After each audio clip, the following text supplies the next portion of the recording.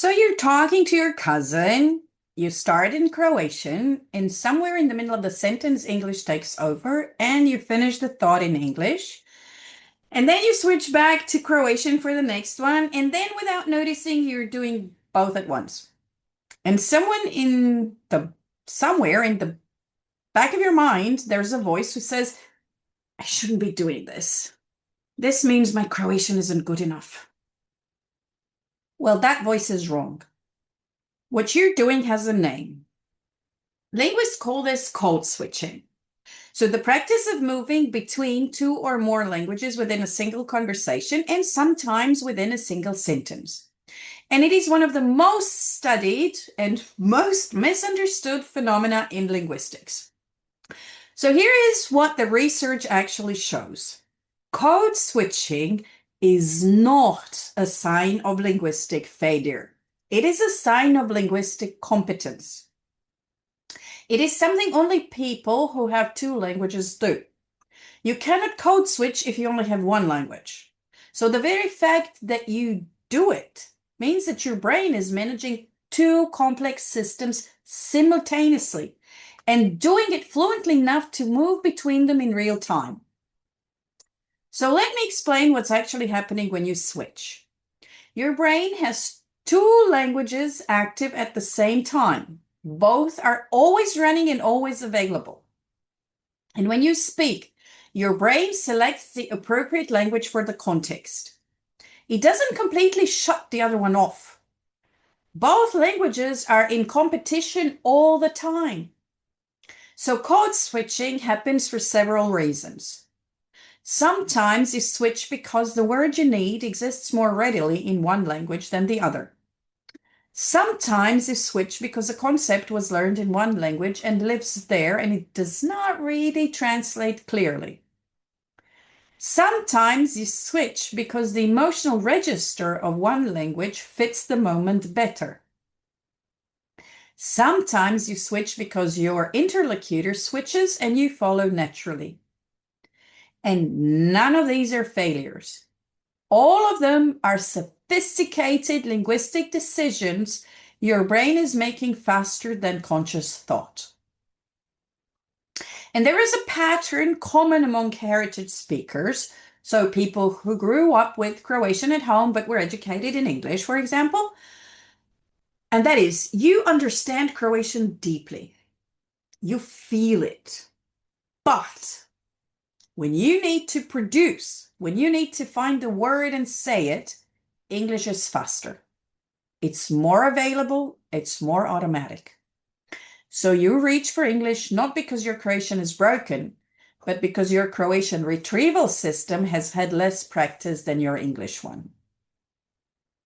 So the knowledge is there, but the access is slower. Code switching in this situation is your brain solving a real-time problem.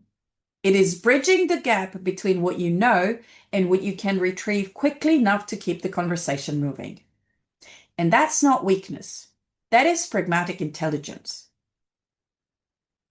And there's also something deeper happening when heritage speakers code switch, something that goes beyond linguistics and into identity. Croatian might be the language of your family, of warmth, or home. English might be the language of your education, your career, and your daily life. When you speak to your cousin or your mother or your grandmother, you're not choosing one identity over another. You are being both at once. So the switching is not confusion, it's wholeness. Research on bilingual and multilingual communities consistently shows that code switching is a marker of group belonging. It signals I am one of you. I move between these worlds as you do. There is no need to perform one language perfectly for me to belong to this community. Now, does this mean you should never work on reducing code switching? Not exactly. If your goal is to have conversations entirely in Croatian with relatives who don't speak English or in Croatian itself, then yes, building your Croatian retrieval speed matters. Not because Croatian code switching is wrong, but because you want more options. You want to be able to choose. And the way to build that is not to shame yourself every time you switch. Shame doesn't build fluency, it builds anxiety, and anxiety makes retrieval even worse, not better. The way to build it is input. Comprehensible Croatian regularly over time.